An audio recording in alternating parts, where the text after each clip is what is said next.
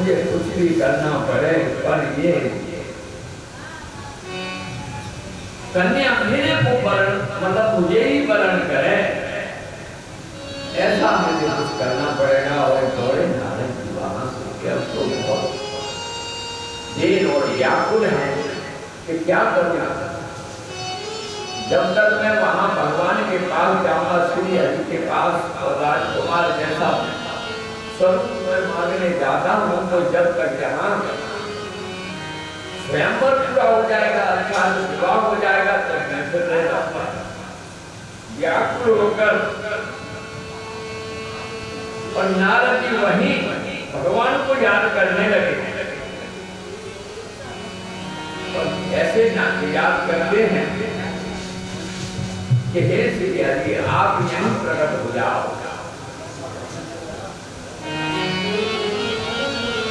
तो नारद जी इतनी व्याकुलता के साथ श्री हरि को पुकार रहे हैं, और इतने में भगवान वहां प्रकट हो गए समक्ष। कथा नारद जी को पूछने लगे कि बोलो नारद, कैसे हे मुनिवर, श्रेष्ठ मुनि, आपने हमको कैसे याद किया।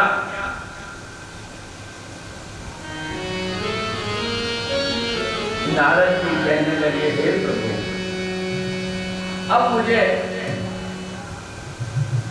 विवाह करना है, और इस स्वरूप में तो मेरा वरण हो नहीं सकता, इसलिए आप राजकुमार जैसा, अपने जैसा मुझे स्वरूप प्रदान करो, इतनी कृपा कर दो प्रभु। भगवान समझ गए उन्हीं की लीला थी, क्योंकि अभी तो श्री हरि के पास बोलकर आ रहे थे।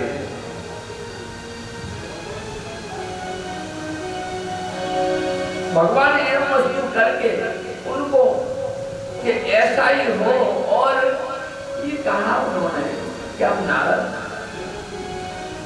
जिसमें तुम्हारा जिससे हित होगा हम वही कार्य करेंगे। और ऐब मत कहकर जब चले गए, और नारद जी को लगा कि मुझे राजकुमार जैसा स्वरूप मिल गया, अब मेरे समान पृथ्वी पर कोई सुंदर नहीं है। और ऐसा स्वरूप लेकर नारद जी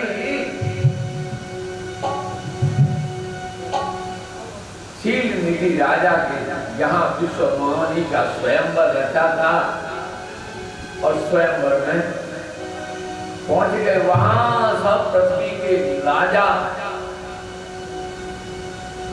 बलवान योद्धा और दिव्य भव्य सभी देवता वहां आए हुए। ऐसी प्रभु की लीला, वहां का वर्णन कौन कर सकता है। नारद जी कुर्सी लेकर वहां खाली कुर्सी में बैठ गए, और भोलेनाथ की ये प्रभु की ही माया थी कि शंकर जी के दो गण थे, और ब्राह्मण वेद में नारद जी के पास जाकर बैठ गए, और नारद जी की तरफ देख देख कर और कूटनीति से बातें करते हैं कि देखो कितने सुंदर राजकुमार हैं ये, ऐसे सुंदर राजकुमार तो यहाँ है नहीं, अर्थात के पृथ्वी पर भी नहीं है। दोनों गण आपस में बात करने लगे, ब्राह्मण के बीच में बैठे थे, और उनकी बात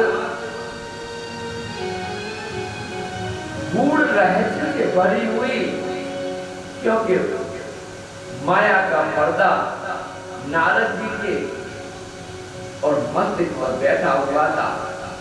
नारद जी को भला उनकी बात समझ में आती कैसे, और बार बार तंग कस रहे हैं ब्राह्मण के वेश में बैठे हुए भगवान भोलेनाथ के जो गण, और उनकी प्रशंसा कर रहे हैं।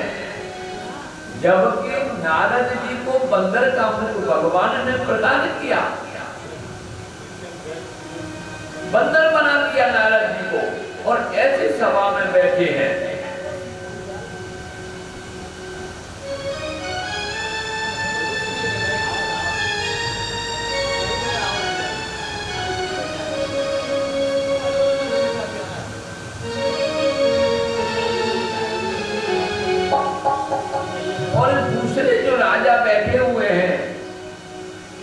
सबको नारद जी ही दिखाई दे रहे हैं, लेकिन जो गण थे ब्राह्मण देश में उनके लिए बंधन। और आगे फिर चरित्र क्या हुआ,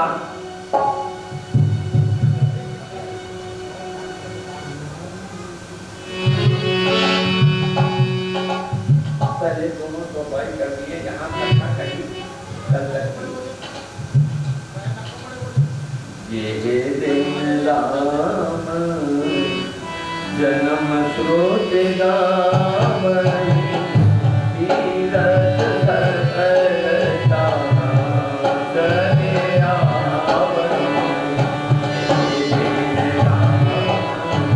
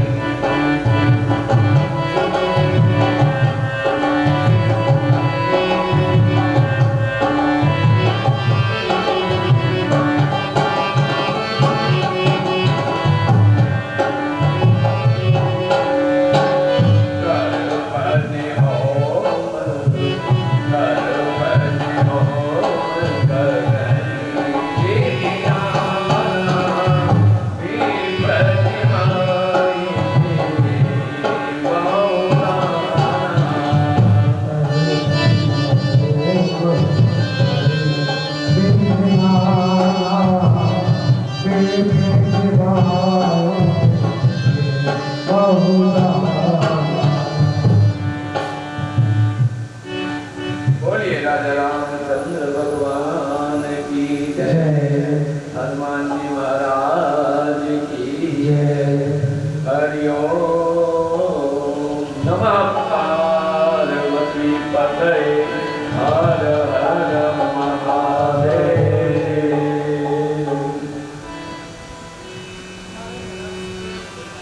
भगवान जहाँ कहीं कथा चलती है वहाँ संपूर्ण देव नदियां, नर्मदा जी, गंगा जी, संपूर्ण तीर्थ, प्रयागराज और जितने भी गया जी, जितने तीर्थ है वहाँ हाजिर हो जाते हैं देवों के रूप में। और ये श्राद्ध पक्ष के उपलब्ध में पितरों का जो तर्पण होता है तो ये सब तीर्थों में होता है। तो तर्पण होम करें कि नाना प्रकार के तर्पण जो करते हैं और ब्राह्मणों को भोजन कराने के बाद फिर जब दान दिया जाता है। तो ये चौपाई हम 9 दिन इसी के साथ कथा कराएंगे। अब नारद जी के प्रसंग पर आते हैं, वहां तक कथा सुनाई थी। तुम मुनि हित कारण, मुनि हित कारण, कृपा निधाना, दीन गुरु पुत जाय बखाना।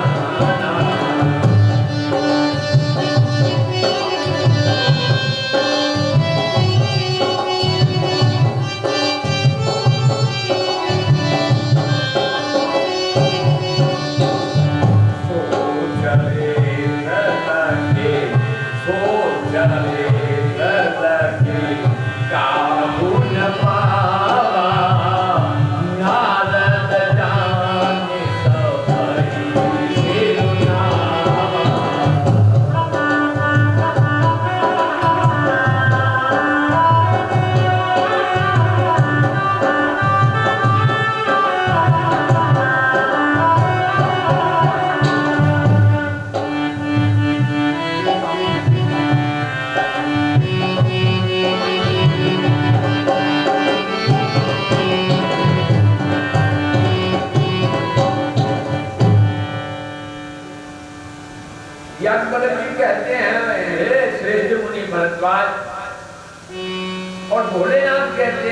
भवानी की कथा जो भोलेनाथ शंकर जी सुना रहे पार्वती के लिए कि भवानी जो श्री हरि ने और जो स्वरूप इतना भयंकर स्वरूप प्रदान किया था, लेकिन जो चरित्र था ये किसी को वहां स्वयंवर में पता नहीं चला। और नारद जी समझकर सब प्रणाम कर रहे हैं नारद जी को, लेकिन मुनि का हित करने के लिए कृपा निधान भगवान श्री हरि ने ऐसा कुरूप भयंकर रूप में लिया था कि उसका ही भवानी वर्णन करना मुश्किल है, ऐसा स्वरूप उनका लग रहा था वहां।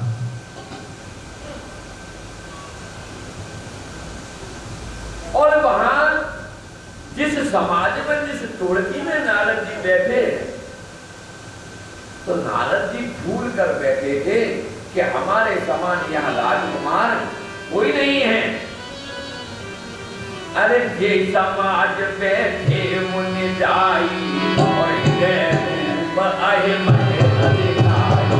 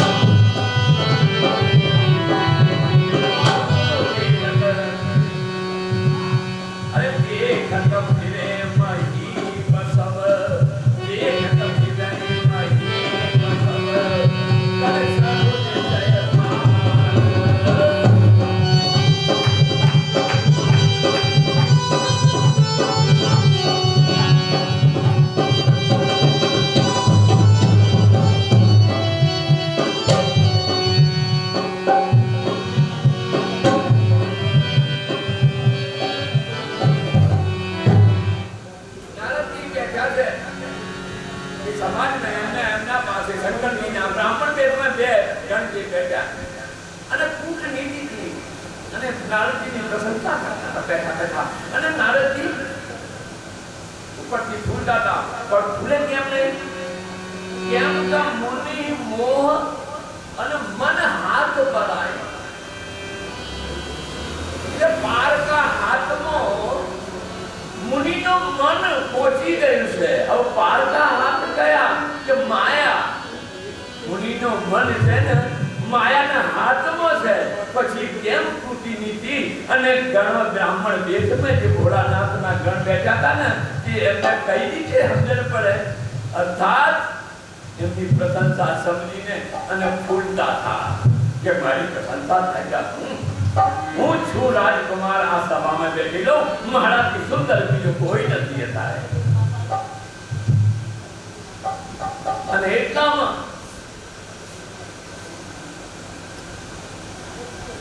સખીઓ વિશ્વમૌનીના સાથે કેટલી સખી ટોળા બનાવીને આયા અને વિશ્વમૌનીના હાથમાં જયમાલ લઈને અને સભામાં ફરવા લાગ્યા. કેમ કે સ્વયંવર કે સ્વયં તેનો વર્ણન કરે, જેની ઈચ્છા થઈ જાય, જેને જે પસંદ આવી જાય પર રાજા એના ગળામાં આ જયમાલ નાખવાની હતી. હવે ઓમ આખામાં જોતા જોતા ફરતા તો જ્યારે નારદજી પર નજર પડી તો ભયંકર નજર ઓછી કરી હતી અને ક્રોધ કે આ મારા આ મસ્કરી કરવા આ વાનર બેઠું છે.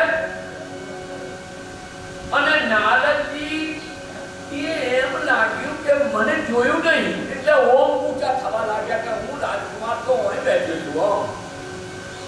અને ઓમ જાય તો આ બાજુ ઊંચા થાય કે અરે ભાઈ હું અહીં બેઠો છું, મને ઊંચા નથી. આવી સ્થિતિ છે.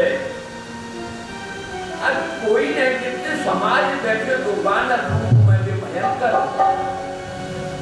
સ્વરૂપ શ્રી હરિએ પ્રદાન કર્યું હતું એ કોઈને ખબર ના પડી. ફક્ત ભગવાનના ભોળાનાથના જે ગણ બેઠા હતા એમને ખબર હતી અને વિશ્વમૌનીને ખબર પડી કે આ ભયાનક સ્વરૂપ વાળું કોણ બેઠું છે.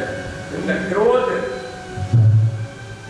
અને સખીઓના બેનપણીઓના સાથે માલા જયમાલ હાથમાં કઈ રીતે લઈને ફર્યા છે કે જેમ હંસને નાના બચ્ચા હોય ચલી જન રાજ મહારાજ. ત્યારે રાજની કોઈ હંસ ગામની અને આ રીતે સ્વયંવરમાં ફરી રહ્યા હતા માલા લઈ.